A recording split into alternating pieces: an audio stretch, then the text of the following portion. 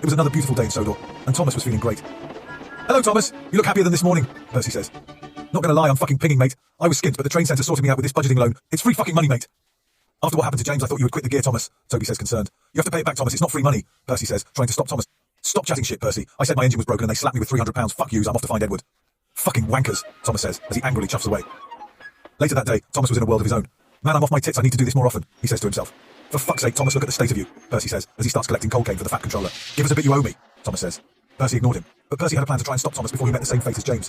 He continued to collect the coal cane, making sure nothing looked suspicious, and then purposely reversed off the tracks. Fuck yeah, thank you, Percy, I knew you'd come around, Thomas says, as he tries to inhale as much as he can. But the funnel wouldn't stop. Instead, it kept pouring and pouring, and eventually, Thomas was almost buried. You're going to rehab, you filthy smack rat, Percy says, grinning. I'm fucking not. Please, Percy, I love you, don't make me do this, Thomas said worryingly. Thomas, that's just the smack-talking enjoy rehab, you silly cunt, Percy replied. A little bit of time passed, and Thomas was just about to set off for rehab when Toby arrived. Oi, oi, Thomas, I'm taking your girls, bro. Where are we off to, ladies? Toby says, puffing off.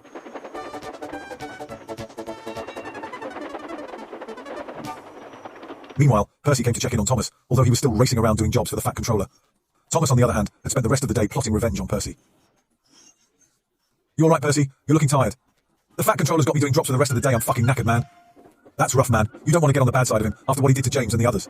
That's the thing, he's literally got me selling James. He was my best friend and I have no choice but to sell him to the other nitties. Why did he have to be a twat and get turned into some gear?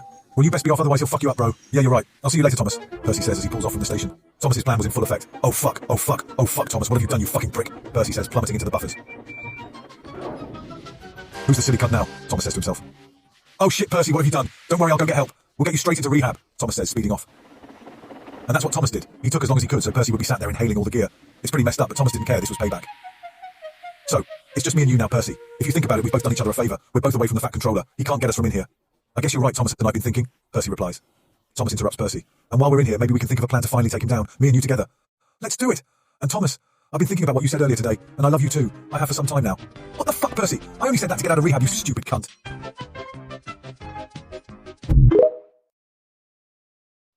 One day, James had been fiending at the station, waiting for his dealer to arrive, and this made him restless. Took your fucking time, James said anxiously, waiting for the baggie. But Edward was off his nut. He laughed and passed James the gear. Relieved, James puffed off and returned back to the others at the shed. He drove onto the turntable and started spinning, hoping the others wouldn't see him dipping the bag. He's underweighed me, the fucking prick, James said as a tear dropped from his eye. James was pissed off. That's the last fucking time I get taken for a dickhead, he said, and now he had to break the news to the others. Give us the gear, give us the gear, give us the gear, they chanted as James arrived. Shut the fuck up, both of you, James shouted. Who do you think you're talking to, you fucking muppet? Thomas said, getting prepared for a scrap. It's Edward. He's underweighed us. There's a .2 and that's it. What's that mean? Percy said. Shut up, Percy. All I'm saying is it's the last time he gets away with it. As soon as I think of something to do, I'll do it swear down, James said while thinking to himself. Why don't we rob him? Percy said. Shut up. No, wait, actually, Percy. That's not such a bad idea, James replied, backing up into the buffers. The next day came, and James set out to accomplish his plan, although he was alone because Thomas and Percy were on a come-down. But no bother. James had just caught Edward's driver snooping around. You're in the wrong ends, my G, James said in roadman lingo. Oh, hello, sir. Please don't hurt me, driver replied. Cut the shit and give me all of the gear now. Load it up, or you'll be painting the tracks red. Okay, okay, the driver said, shitting himself while rushing to fill James up. Keep it coming, James shouted.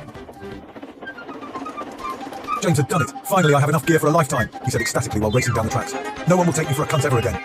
But one of the fat controller thugs had told Edward of what happened, and so Edward took chase. He had no choice. If you guys are frequent viewers, you'll know who's in charge and what happens to naughty trains. Everything rested on getting the gear back. Get the fuck here, you greasy nitbag! Edward shouts, huffing and puffing while seemingly out of breath. Can't catch me, James says while getting away. Here, have some of this, Edward. This should help you out, the driver says while giving him the finest coal cane. Fucking hell, he stinks, Edward said as he caught up with James. The driver threw a rope, but it missed. Everything counted on the next throw. Leave me alone, I'm sorry, I won't do it again, James said, while alongside Edward. The driver threw again, and this time he caught the filthy crackhead. You know what happens now, don't you? Edward says to James. The boss has got something special planned for you. Well done, Edward. I'll reward you splendidly. As for you, James, you don't fuck with me. So seems as you like my gear so much, you won't mind becoming some... fuck, he said. And so, the fat controller had James dissected and melted down under the most excruciating pain, making sure nothing remained. It's rumoured that the trains of Sodor possess a secret power, able to produce the most exceptional gear. But is it true? And if so, what does it mean for the future of the fat controller's enterprise? Gordon was being miserable and this was really pissing James off. What the fuck is your problem, you silly old cunt? I'm sick of you dickheads sitting here all day doing nothing, smoking through your funnels, getting away with it and fucking around on the turntable. I don't do that, said Percy. Shut up, you cunt. And what turntable? Lighten up, Gordon, it's only a bit of bass, you have the time of your life, laughed James. But Gordon wasn't having any of it. One day I'll be out this shithole and you crackheads will get what you deserve. Shut up, Percy, or I'll sell your fucking wheels, replied Gordon. Then he puffed away. Later that day, the Fat Controller came to see him. Right, Gordon, I'm putting you on overtime today. Are you joking? What about those dossers in the shed? You'll do as you're fucking told, came the blunt reply. So Gordon did. But Gordon was fed up and thought of a plan to get the trains gone for good. Fuck this shit, he said. So later that day, Gordon pretended he was in a bit of bother. Oh fuck, oh fuck, oh shit, oh. It's not looking good, Gordon, we're going to have to check your pipe. You're fucking not, Gordon replied. It'll just take a second, trust me, the driver said. Oh shit, it's James, keep your mouth shut and don't say anything, Gordon said, panicking. Oi, you grumpy cunt, what's going on here then? Getting your pipe seen to? Wait till I tell the others back at the shed, James said, laughing hysterically. But Gordon didn't care. Instead, he returned to the shed as happy as could be. This was the best he had felt in years. Feeling better now, Gordon? Off you go then, the Fat Controller said firmly. So off Gordon went, speeding down the track as fast as he could. Right now, listen up. Give him this last bit of gear and he'll never bother us again. And don't forget to jump out. Woo, fuck yeah, Gordon said while racing down the tracks. On 3, jump! The driver shouted while driving Gordon into the station. Oh fuck, oh fuck, oh fuck, oh fuck! Gordon screamed as he collided with the wall. Fucking hell, I'm alive, he said. Not for long, you slimy grass. We knew what you were planning, trying to take down my whole enterprise. Who did you think was in charge around here? Gordon began to shit himself. Not so happy now, are you, Gordon? Said the Fat Controller. Remember what I did to Henry? Well, I've got something even better for you. And that was the end of it. The Fat Controller continued running his criminal enterprise in secret and punished Gordon for eternity. He cemented Gordon's face into the building's wall with a plaque rested underneath reminding all people that looked that this is what happens to naughty trains.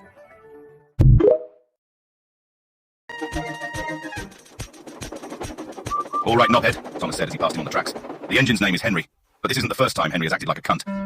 He's a stubborn shit when he's had a fresh coat of paint. You won't get me out of this tunnel, you twats. Can't you see that's a brand new Stone Island livery I have? Exclaimed Henry. The guard blew his whistle until he had no more breath, but Henry just laughed. Fuck off, you muppets, Henry said as he blew smoke at the crowd. Then, along came Phil Mitchell, the gaffer in charge of all the naughty engines. We used to call him the Fat Controller, but due to the snowflakes of the modern world, that's no longer allowed. We will pull you out, said the Fat Controller, but Henry only blew steam at him. I said fuck off, piggy, I won't tell you again, Henry said. You're wasting your time, try everything you have, laughing as he watched them try to pull him out. Everyone gave it a shot except Fatty over there. I simply can't, he said.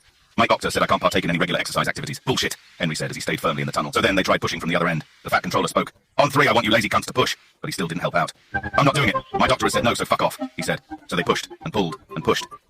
But still, Henry remained terrorizing them all in the tunnel. Then Thomas came back. Phil waved his red flag, ordering him to stop, while everyone else tried to argue with Henry. Look, the rain has finally stopped, everyone said. It's the UK, you dickheads. It never just stops. I'm staying right here, said Henry. I'm not wrecking the Stony badge, so last warning, piss off or I'll run you cunts over. Thomas gets fed up and enters him from behind.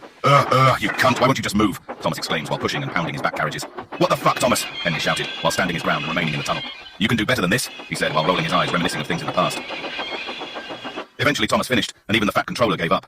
Fine, I'll just take away the tracks, he said, and leave you here until you're finally ready to come out. Fine by me, and you won't take them away, you lazy cunt. They will, Henry replied. So that's what they did. They took up rails and built a wall so Henry could never speak to the other engines ever again. Henry deteriorated as he watched all the engines drive by for the remainder of his life. He sat and collected dust and was never spoken to again. It's said that to this day, no one ever got to see his Stone Island badge again.